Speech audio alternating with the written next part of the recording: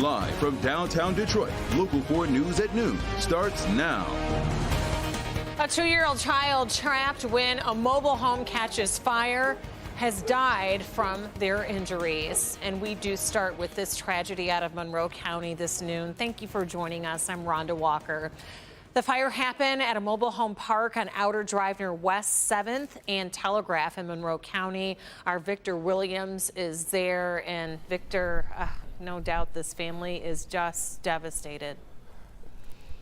Oh yeah, Rhonda, that's probably an understatement. It's just heartbreaking all around to see what played out right here. This is the result of all of the flames tearing through this home that broke out right here at Willow Green Mobile Park, I should say. Unfortunately, the result was that 2-year-old passing away. The fire, the cause of all of it is being investigated at this time. All we know is that for some reason, the home went up in flames around 1 p.m. on Monday. Several crews worked to put out the blaze, including the LaSalle Township Fire Department, the Ida Township Fire Department, the City of Monroe, and of course, Monroe Township. But sadly, it was just too late for the child to be taken to the hospital, where it passed away and was pronounced dead. Now, the next door neighbor, she tells me that the family had just moved in not that long ago. It was pretty harsh and things, because the little babies, I've seen them maybe once or twice and things. They just moved in about around in the fall, somewhere around there. When you lose a kid, it's hard on your heart and things. And I hope they can overcome this. It's going to be a long time. And we know that some are working to help this family out already, but once again, the cause of this fire remains under investigation. In Monroe Township, Victor Williams, Local 4. Your heart just goes out to that family. Victor, thank you. We are waiting to see if the man accused of kidnapping and killing a nurse is going to go before a judge today. Police say that Jameer Miller abducted 29-year-old Patrice Wilson as she left work at Detroit Receiving Hospital over the weekend. Her body was found in the trunk of a car at a Novi apartment complex the next day.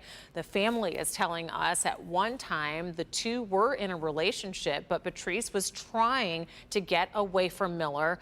We will stay on top of developments today and bring you updates as they come in.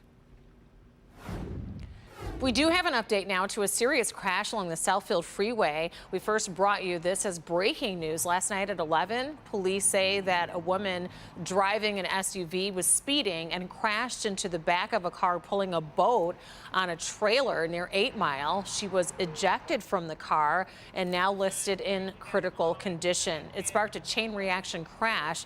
Police are still investigating. People are being told to avoid an area in Auburn Hills because of a hydraulic fluid spill. Sky 4 was over the area of Giddings Road at Brown, and this morning. Crews say that environmental cleanup services are on the way. The area is slick, and until the road is clean, it's best to avoid the area altogether. Transportation Secretary Pete Buttigieg is in Detroit this afternoon to announce the first ever electric vehicle corridor linking the U.S. to Canada. It's expected to make charging an electric car easier when driving between the two countries. The Department of Transportation says that it will help with the economy, moving goods through the area. We'll learn much more this afternoon, and we'll have that update for you on Local 4 News tonight at 6.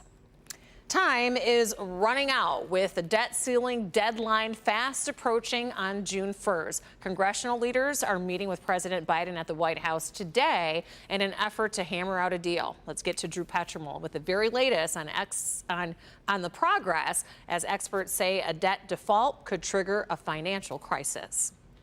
Over the last few days, we've heard some optimism from the president and members of Congress, but it's still unclear what a potential deal would look like, and time is running out. Mr. President, what's your message for the Speaker? With the fate of the fragile U.S. economy in their hands, the president and top congressional leaders meet at the White House today. The Treasury Secretary says if Congress does not lift the debt ceiling, the federal government could run out of funding as soon as June 1st. Over the weekend, President Biden sounding optimistic. I really think there's a desire on their part as well as ours to reach agreement. I think we'll be able to do it. But publicly, the two sides appear far apart. Republicans are demanding spending cuts in return for their votes to raise the debt ceiling. Democrats accuse the GOP of holding the economy hostage. And Republican House Speaker Kevin McCarthy says no deal is in sight. I don't think we're in a good place. I know we're not. McCarthy says they need a deal by this weekend in order to get legislation through Congress without risking default. We just had our secretary say June 1st we could run out of money. We only have so many days left. It would be a catastrophe.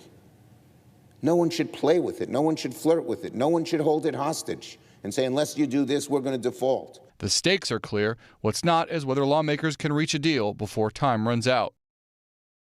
On Monday, Treasury Secretary Janet Yellen sent a letter to top leaders in Congress warning them that even just waiting to the last minute to increase the debt limit could cause serious damage to consumer and business confidence, raising interest rates for borrowers and damaging the credit rating of the U.S. Reporting from Washington, I'm Drew Petromo. Back to you. Well, let's hope they can hammer out a deal. A Metro Detroit native just keeps making us all proud on The Voice. Canton's own Grace West is headed to the finals. Lord, you know I'm gonna need a friend. Oh, that voice is so beautiful. Grace performed Tanny Why Not's Till I Make It on My Own last night. She was the first to advance to the top 5 in next week's live finale. We are catching up with Grace's family this afternoon, so we're going to have their reaction in later newscasts today. Meanwhile, it is another beautiful day all across Metro Detroit, including right here in downtown Mount Clemens. And get out and enjoy it if you like the temperatures on the warmer side, because Ashley has been talking about this kind of roller coaster effect or the giant slide effect on the way down in terms of our temperatures tonight. That's right. You think of the carnivals where there's that ginormous slide. That's what we are dealing with temperatures later on today. We sit at a comfortable 71 degrees. Clouds winning out now. We had a little bit of sunshine to start the day, and sunshine will reappear as we get into the later part of the afternoon and evening with some clearing. So we've been calling today a mix of sun and clouds, but overcast in downtown Detroit right now with winds at about 13 miles per hour. Your weather story, gusty winds as we head into the later part of the afternoon. In fact, we could see some winds peaking at about 30 miles per hour closer to Port Huron.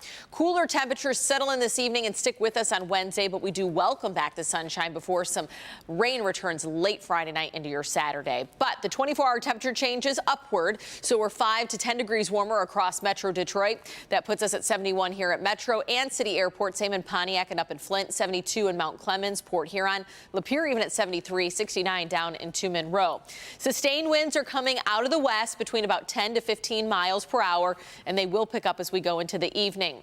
You can see how the clouds are starting to peel back as well. So here is an hour-by-hour look at these temperatures, topping out in the upper 70s with that big tumble downward by 15 to 20 degrees just within a couple hours going into the evening. You can time out the tumble in temperatures as well with your Forewarn Weather app, especially if you're going to be out for an outdoor sporting event tonight with the kids. You want to layer up, so make sure you have the Forewarn Weather app downloaded on your phone.